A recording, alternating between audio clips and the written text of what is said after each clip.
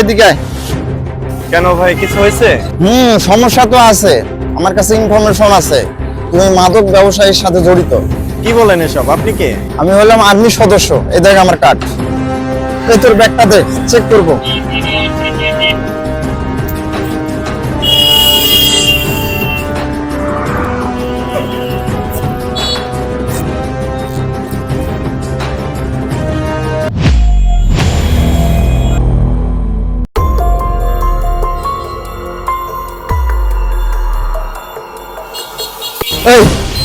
এই যে তোর ব্যাগের মধ্যে গাঁজা, আমার সাথে চল। আচ্ছা স্যার, এগুলো আমার ব্যাগে কিভাবে? আমি জানি না স্যার, আমাকে ছেড়ে দিন।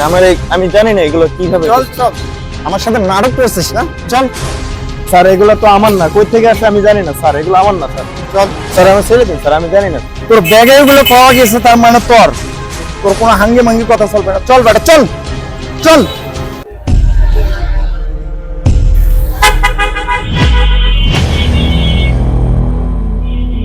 এই ভাই দাঁড়ান ভাই, আমার বন্ধুকে এভাবে নিয়ে কোথায় যাচ্ছেন? আর আপনি কে?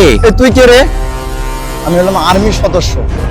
আর তোর বন্ধুর ব্যাগে মাদক দ্রব্য পাওয়া গেছে। তোর বন্ধু একজন মাদক ব্যবসায়ী, আর এই জন্য একে আমি ধরে নিয়ে যাচ্ছি। কি বলছেন এসব? চল বন্ধু, এসব আর কিছুই জানি না বন্ধু। ওরা আমার মাঝপথে ব্যাগ বাইর করে এগুলো পাইছে বন্ধু, আমি কিছু জানি না। আমার বাচ্চা বন্ধু।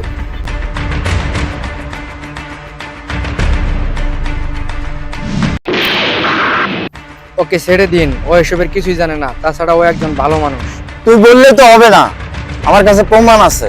এসব তো আপনাদের সাধারণ নাটক। এই শালা, বেশি কথা বললে কিন্তু তোরে ধরে নিয়ে যাবো। ভালো গাড়ি বলছে, এখান থেকে চলে যা। না, আমার বন্ধুকে না নিয়ে আমি এখান থেকে যাব না। এই শালা তো দেখছি বড় ভেজাল করতেছে রে, বারবার বলতেছে এখান থেকে চলে যা। থামুন আপনি। আমার বন্ধুকে এখান থেকে নিয়ে যাওয়ার আগে আপনাকে প্রমাণ দিয়ে যেতে হবে যে আমার বন্ধু মাদক ব্যবসায়ী। তুই কে রে? তোর কাছে প্রমাণ দিতে হবে। চল। আমি কে দেখতে চাস? দেখ তাহলে।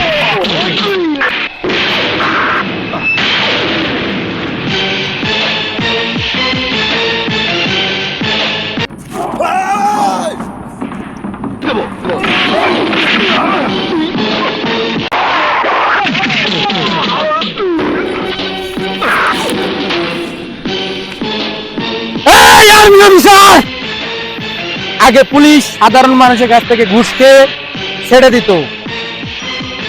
সাধারণ মানুষ মনে করতো পুলিশ ঘুষ খায়, এটাই স্বাভাবিক। কিন্তু তুমি আর্মি অফিসার হয়ে ঘুষ খাবে, এটা মেনে নেওয়া যায় না। এই দেশের প্রত্যেকটা বাহিনীকে বেতন দেওয়া হয় আমাদের মতো সাধারণ মানুষের ইনকাম থেকে। শুধুমাত্র এই দেশের জনগণ এবং এই দেশকে শত্রুদের হাত থেকে রক্ষা করার জন্য।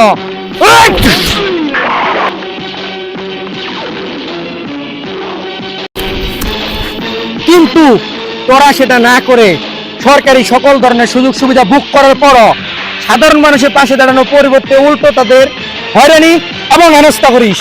এদেশের পুলিশ বাহিনীকে তৈরি করা হয়েছে মানুষের সেবা করার জন্য, বিপদে এসে তাদের পাশে দাঁড়ানোর জন্য।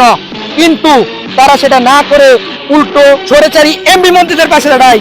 নির্বাচনের সময় স্বৈরাচারী এমপি মন্ত্রীদের ভোট চুরি করতে সহায়তা করে থাকে এবং এদেশকে লুটে পুটে খাওয়ার স্বৈরাচারী এমপি মন্ত্রীদের ব্যবস্থা করে দেয়। এরপর থেকে যদি তোদের আর এ ধরনের অনিয়ম দেখতে পাই, তাহলে একবার উপরে পাঠিয়ে দিবে। এই বুঝছিস না বুঝিস নাই? চল বন্ধু চল।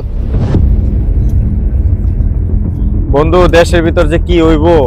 দেশের আবার কি হবো বন্ধু, এই যে গতকালকে দেখলাম নিউজে আধা পাগল একজন ভারসাম্যহীন মানুষকে পিটিয়ে ভাত খাওয়ানোর পর মেরে ফেলেছে। শুনছি তো। এর থেকে কি ভালো খবর আশা করা যায়? যখন এই দেশে সরকারি দল ক্ষমতায় আসে, তখন বিরোধী দলের নেতাকর্মীদের হত্যা, গুম, এমনকি আয়না করে বন্দি করে রাখে। আর আমাদের মতো সাধারণ জনগণের উপর বেশি বেশি করে ব্যাড ট্যাক্স বসায়া জুলুম অত্যাচার করে। আর বলে দেশ ডিজিটাল হইতেছে, দেশের উন্নতি জোয়ার বয়া যাইতেছে। আর যখন ওই বিরোধী দল ক্ষমতায় আসে, ওই আগের সরকারি দলের মতো সেম কাজ করে। আর জনগণ এসব সহ্য করতে করতে একসময় অতিষ্ঠ হয়ে কয়েক বছর পর পর একটি করে বিপ্লব ঘটায়, মিটিং মিছিল হয়, সংসদ ভবন ঘেরাও করে স্বৈরাচারী সরকারের পতন ঘটায়। আর তখন দেশ দেউলিয়া হয়ে যায়, কারণ ততদিনে ওই স্বৈরাচারী সরকার দেশের রিজার্ভ সব খেয়ে ফেলে আর দেশ হয়ে পড়ে ঋণগ্রস্ত। আর এই সকল ঋণের বোঝা এসে পড়ে আমাদের মতো সাধারণ জনগণের উপর। দেশে তত্ত্বাবধায়ক সরকার আসে, আবার নির্বাচন হয়, আন্দোলন মিটিং মিছিল ওই চলতাছে, আর আমাদের মতো সাধারণ জনগণ এসব তামাশা দেখে যাইতেছি আর ভাবতাছি দেশে নতুন সরকার আসলে দেশের উন্নতি হইব। উন্নতি আর উন্নতি, যে দলে আসুক দেশের কোনো উন্নতি হইব না। ওই চলতাছে ওই একই, কোনো উন্নতি হইব না রে বন্ধু, কোনো উন্নতি হইব না। বন্ধু আসলে তুই ঠিক কথাই বলেছিস।